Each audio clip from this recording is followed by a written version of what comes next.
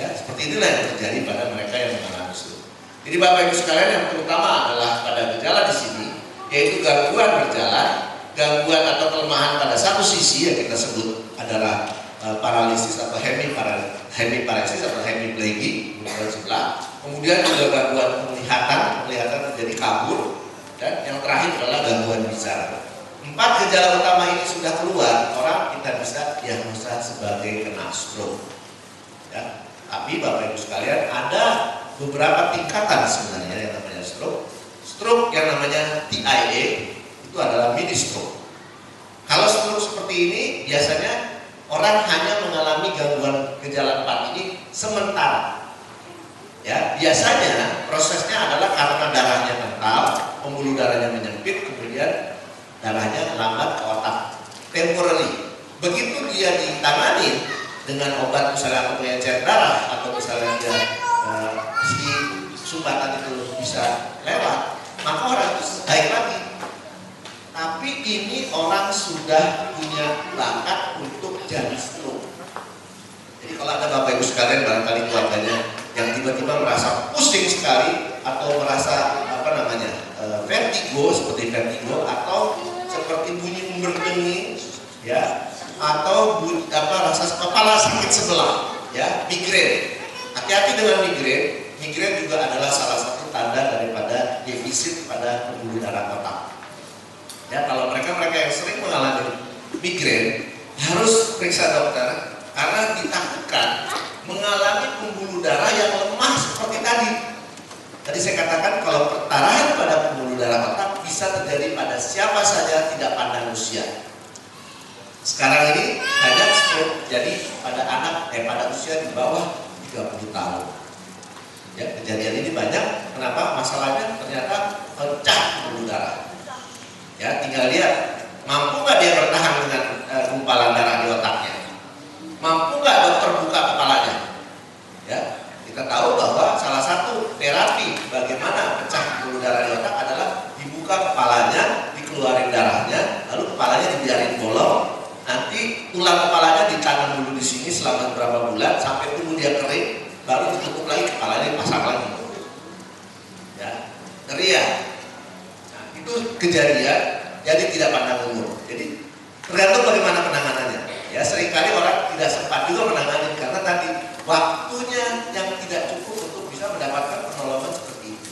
Ya, apa yang sekarang mungkin tahu orang sampai harus segera dibuka kepalanya untuk mencegah darahnya semakin banyak.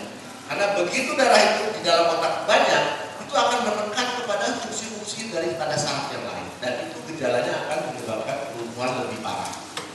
Ya, mungkin ada yang pengalaman dengan keluarganya dengan stroke perdarahan. Ya, pada umumnya kalau stroke perdarahannya besar langsung lewat. Ya. Nah, stroke perdarahan sebenarnya prognosanya tergantung penanganan.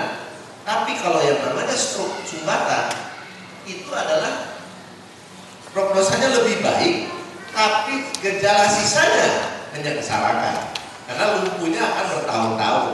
Jual tanah, jual mobil, jual segala macam, berobat ke ICU, nggak baik juga. Nah, inilah yang kita hadapi dengan orang-orang yang mengalami stroke sumbatan. Ya, lanjut. Nah, tanda-tanda peringatan stroke, ya, kita harus hadapi tadi seperti yang saya sudah sampaikan. Ya, yang pertama adalah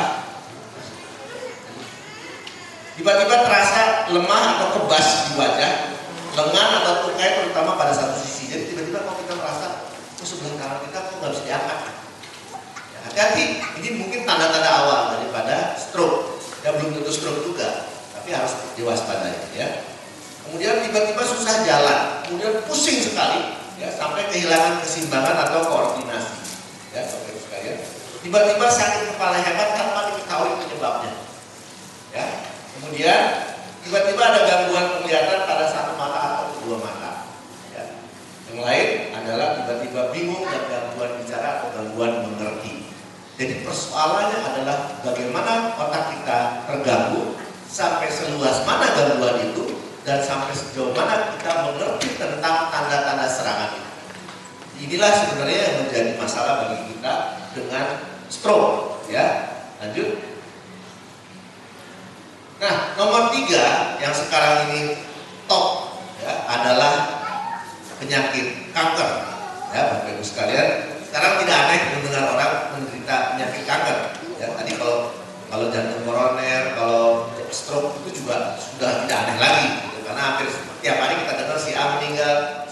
disunat, masuk rumah sakit dan sebagainya.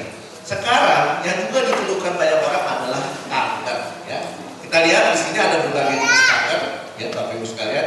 Pada wanita dan pada pria dan wanita sebenarnya ada perbedaan tergantung pada jenis alat reproduksi yang dimiliki. Ya, contohnya kita lihat pada laki-laki ada alat kelamin, ya laki-laki dan wanita juga ada alat kelamin wanita. Pada umumnya penyakit kanker yang kena pada wanita adalah menyerang alat-alat reproduksi wanita. Contohnya adalah kanker payudara, kanker rahim, kanker ovarium, ya kanker apalagi serviks dan sebagainya. Ya itu adalah penyakit pada wanita. Tapi pada pria pada umumnya adalah kanker paru, kanker hati, ya kanker lambung, ya atau kanker prostat. Nanti saya akan bicarakan. Ya bahkan ada yang namanya kanker testis. Ya ada testis juga bisa kena kanker. Ya Bapak-Ibu sekalian. Lanjut. Nah ini yang paling banyak sekarang diomongin dan paling banyak dikeluhkan, ya adalah kanker paru-paru. Ya di dunia ini termasuk nomor 1 paling tinggi kasus kanker paru-paru. Ya penyebab utama, ya ini kita lihat kanker paru-paru seperti ini. Ini adalah penyebab utama dari kanker pada pria, terutama adalah kanker paru-paru. Ya penyebab kematian utama akibat kanker pada pria. Ya. Yang kedua adalah kanker payudara. Tadi saya katakan banyak sekali keluhan seperti ini, ya, sampai begini. Ya. Kalau kita lihat kondisi awal seperti ini, 1 bulan kemudian seperti ini, 3 bulan kemudian seperti ini, 4 bulan kemudian, nanti akhirnya dia meletus. Ya. Kalau udah meletus berlubang seperti ini. Itu payudara seperti itu kalau kanker. Ya, menakutkan dan menyedihkan. Ya. Kemudian yang kedua adalah pada wanita kanker rahim. Tadi saya katakan alat reproduksi wanita itu sensitif terhadap masalah kanker. Ya. Kita lihat di sini. Pada tahap awal biasanya wanita hanya mengeluh keputihan. Ya, seringkali keputihan ini tidak tahu sebabnya apa, tiba-tiba merasa ada yang tidak. Ya, kita bilang lekore atau keputihan. Ya.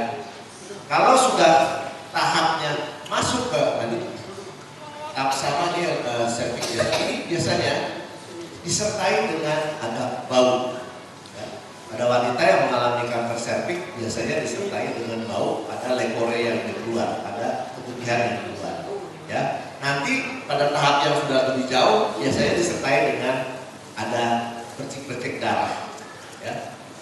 Tapi banyak wanita tidak menyadari kalau dia masuk ke dalam tahap ini. Seharusnya pada tahap awal inilah kita harusnya mendiagnosa. Ya, sekarang dianjurkan pada wanita melakukan Papa Nicolau Smear, periksa di dalam mulut rahim. Ya, ada pemeriksaan yang lebih sederhana sekali, yaitu ya hepates. Ada satu dengan menggunakan cuka yang dilakukan oleh bidan. Ya. Hanya dengan mengoles mulut rahim ini bisa terdiagnosa orang ini punya bakat kanker mulut rahim atau tidak. Jadi dengan bidan bisa kita diagnosa seperti ini dengan alat yang sangat sederhana. Sayangnya banyak wanita tidak melakukan ini, ya. Apalagi para wanita yang menggunakan alat kontrasepsi atau yang suaminya tidak dihitan. Yang maaf, ada pria yang tidak dihitan itu biasanya sisa-sisa daripada kencing daripada suami yang tertinggal di dalam prepucium atau hulu itu bisa menjadi zat kanserogenik bagi pasangannya. Jadi makanya tidak mengenal agama, sebenarnya disunat itu adalah satu hal yang sehat. Di Amerika semua orang walaupun agamanya apapun mereka disunat. Kenapa? Karena itu adalah untuk kebersihan alat reproduksi. Jadi mohon maaf pada pria yang tidak disunat berbahaya karena apa? Karena sisa-sisa smegma itu adalah menjadi karsinogenik bagi wanita, terutama kalau dia campur, dan ini menyebabkan kanker rahim pada wanita pasangannya. Ya, jadi mohon maaf kalau yang masih bisa di usia dewasa juga disunat juga nggak apa-apa walaupun agamanya bukan Islam. Ya, karena itu